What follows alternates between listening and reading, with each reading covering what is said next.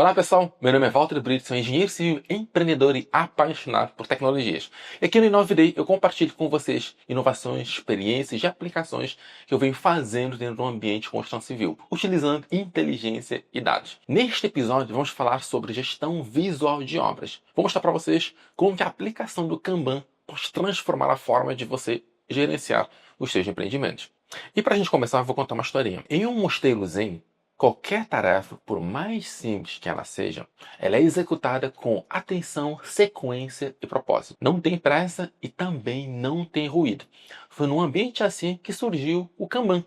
E o Kanban ele vem sendo utilizado pelo sistema Toyota de produção e mudou completamente a forma de produzir no mundo. E na sua obra não é diferente.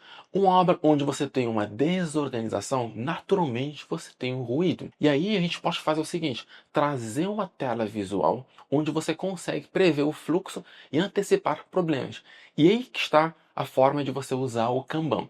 Neste episódio, vamos falar sobre como fazer isso e eu trouxe para vocês alguns pontos. Como a gestão visual, você tem uma clareza do que deve ser feito. Eu dividi em dois blocos, como de costume, e nesse primeiro bloco, vou mostrar para vocês 3 pontos. Por que o trabalho em obras precisa de fluxos visuais organizados, os princípios que regem o Kanban e como você consegue conectar o Kanban ao seu planejamento, inclusive ao seu modelo BIM. A primeira parte é porque a sua obra precisa de fluxos visuais. Uma execução de uma obra, gente, ele demanda uma coordenação de múltiplas atividades ao mesmo tempo. E é aí que está o perigo. Às vezes você tem o mesmo serviço, por exemplo, execução de alvenaria, né, em 2 pavimentos, 3 pavimentos. Então, esse mesmo serviço, ele está em 3 frentes de trabalho. E eu posso ter vários outros serviços também sendo executados em simultâneo. Então eu preciso ter isso de uma forma sequenciada e em forma de fluxo, para eu saber o que não foi iniciado, o que está em andamento, o que foi finalizado. Então por isso que a gente precisa ter isso de uma forma visual. Quando você não tem um fluxo visual estruturado, ou quando você não tem uma organização, você corre alguns riscos. O primeiro risco aqui é um risco de paralisação, né? Alguém parou porque não tem frente de serviço. Você pode ter um risco de retrabalho. Então, por exemplo, você tem execução de um serviço de drywall, por exemplo. Quando você começa esse serviço, eu preciso já colocar os painéis, colocar a estrutura, colocar os painéis, passar as instalações e fazer o fechamento. Eu fecho o serviço. Mas, por exemplo, já vi acontecer de não ter todas as tubulações necessárias. E aí não conseguiam fechar o serviço. Isso ele gera até um retrabalho, porque às vezes você fecha, depois você tem que vir e fazer um corte. Enfim, isso acaba atrapalhando a produção da sua obra. E também você tem o risco de má logística. Se você não tem um fluxo bem definido, como que eu vou atender a questão de suprimentos na necessidade desse serviço? Então, eu tenho um problema de logística. E para isso, você precisa entender os princípios que regem o Kanban. Então, quais são esses princípios? O Kanban ele tem 3 princípios fundamentais. Uma, a visualização do fluxo. 2, limitação do trabalho. E 3, execução baseada na capacidade. Eu vou mostrar para vocês detalhadamente como é que funciona cada um desses princípios. Então, por exemplo, aqui, ó, visualização do fluxo de trabalho. Você precisa deixar visível, em tempo real, todas as tarefas. As tarefas que estão em andamento, quem está executando, o que está pendente, o que já foi concluído. Na sua obra, você pode fazer da seguinte forma. Eu tenho aqui a fazer, em execução, aguardando medição e concluído. Certo? E aí você tem os cards, né? A gente vai só migrando na medida que um serviço ele inicia, ele passa a estar no card de execução.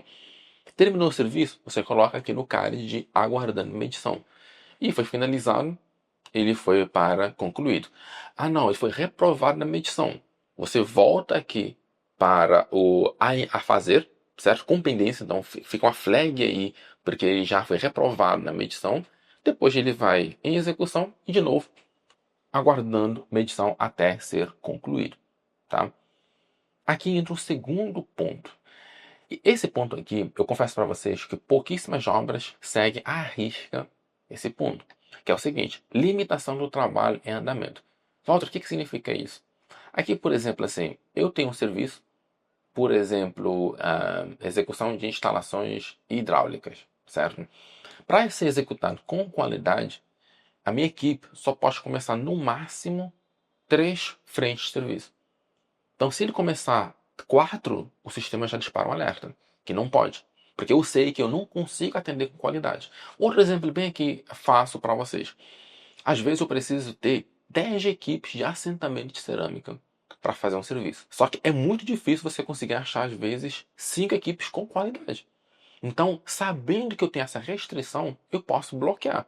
Falo, olha, no máximo a gente vai fazer 5 frentes de serviço de cerâmica, porque eu não consigo achar 10 equipes boas com qualidade suficiente para manter o padrão de excelência da minha empresa. Então, aqui, gente, você cria limitações do trabalho em andamento. Mas poucas empresas fazem isso. E o terceiro ponto é execução baseada em capacidade. Aí você pode perguntar para mim assim, mas o que é isso de execução baseada em capacidade? Execução baseada em capacidade de finalizar o serviço. Do jeito que eu dei para vocês o exemplo lá do drywall, eu preciso iniciar o meu drywall, colocar a estrutura, colocar o painel, passar as tubulações, fazer o fechamento, encerrar o serviço. Eu preciso iniciar e terminar. Se eu não consigo, se eu não visualizo isso como possível, que eu vou ter alguma interrupção no meio desse serviço, é melhor não começar. Nós estamos falando, gente, de produtividade, certo? O Kanban, ele transformou a forma de produzir no mundo. Por quê? Porque você tinha uma sequência linear onde você tinha os serviços, você consegue acompanhar o fluxo e você consegue terminar isso com excelência. Esse é o ponto do Kanban, de você conseguir começar e terminar um serviço. Então, esse último ponto aqui é extremamente importante para vocês. E o terceiro ponto, não menos importante, é: imagine se eu pudesse conectar o meu Kanban ao meu modelo BIM, né? Isso hoje é perfeitamente possível dentro da Smart BIM. Eu consigo ter meu Kanban tradicional, vou mostrar aqui para vocês. Tá? Eu tenho aqui o meu Kanban tradicional, onde você tem os cards e você consegue mover esses cards. Cada card desse é vinculado ao planejamento. Então, a partir do momento que eu pego um card, eu movo ele para em execução, lá no planejamento ele já vai entender que está em execução. Ou vice-versa. Se eu colocar qualquer percentual executado no serviço, ou eu colocar a data de início real, ele já vai entender que esse serviço está em execução. Então eu vou acompanhando aqui, né? Só que aqui eu tenho um botão que eu consigo apertar o botão e eu visualizo aqui o meu modelo BIM, né? Então eu consigo agora ter o Kanban, né? Cada atividade vinculada a um modelo 3D. Do mesmo jeito que eu faço os pacotes de serviços, eu consigo trazer esses pacotes de uma forma bem visual para o meu Kanban, que é o meu card. Isso dá vida à forma de controlar minha obra e deixa tudo muito mais visual.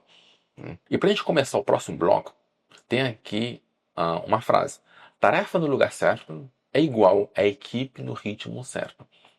Esse é o gargalo que a gente tem dentro da obra, né? Garantir com que todas as equipes estejam no ritmo certo. Para fazer isso, pessoal, eu vou mostrar para vocês como que a gente consegue configurar os quadros de tarefa dentro da Smart BIM, por exemplo, como que a gestão visual em tempo real para equipes e coordenação, como você consegue fazer isso, benefícios técnicos e operacionais mensuráveis, como que eu consigo mensurar os benefícios de trabalhar usando um Kanban e uma forma visual. A primeira delas, como que a gente consegue configurar esses caras? Dentro da Smart BIM, nós temos alguns filtros. E eu vou falar para vocês por que isso é importante. Quando você tem uma obra de maior volume, às vezes você tem aí 100 serviços, e às vezes você tem 20 serviços em simultâneo, você começa a ter uma quantidade considerável de serviços, né? Então eu preciso colocar esses filtros. Por exemplo, eu quero ver por frente de serviço ou por pacote de serviço. Eu vou lá, eu vou isolar, por exemplo, a alvenaria. Eu vou ver todos os cards da alvenaria que estão por fazer e como que eles estão dentro do meu fluxo. Se estão em execução, estão aguardando medição, já foram finalizados. Eu posso isolar 3, 4 frentes para ver como que está o meu painel. A partir do momento que você faz isso, deixa tudo muito mais visual. Ou então, por exemplo, o que eu posso fazer? Se eu tenho uma restrição de não ter mais do que 2 serviços em andamento no mesmo pavimento, eu posso filtrar por pavimento e ver se está acontecendo, né? Normalmente, pessoal, eu gosto de ter um serviço em execução por pavimento, né? É a minha filosofia de trabalho. Mas às vezes a obra tem alguns atrasos e aí você precisa colocar 2 equipes no mesmo pavimento em apartamentos diferentes, por exemplo. Mas você consegue fazer isso dentro da Smart BIM, de filtrar tanto por pavimento quanto por pacote de serviço. E aí você vai enxergar o seu modelo BIM também. Então, antigamente, pessoal, o Kanban a gente fazia com post-it. Eu tinha lá um painel, né? Eu colocava um painel na minha obra, e eu pegava um post-it, eu escrevia o serviço e eu ia tirando o adesivo e colocando no próximo, na próxima baia, digamos assim. Né? Agora você consegue fazer isso de uma forma muito mais interativa, dinâmica e atualizada em tempo real. Você não precisa ficar puxando o papelzinho aí e deixar isso tudo automatizado. Né?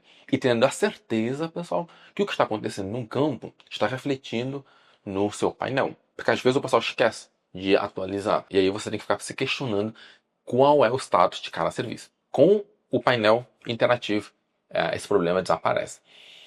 O segundo ponto aqui é sobre gestão visual em tempo real. Que é o que eu falei.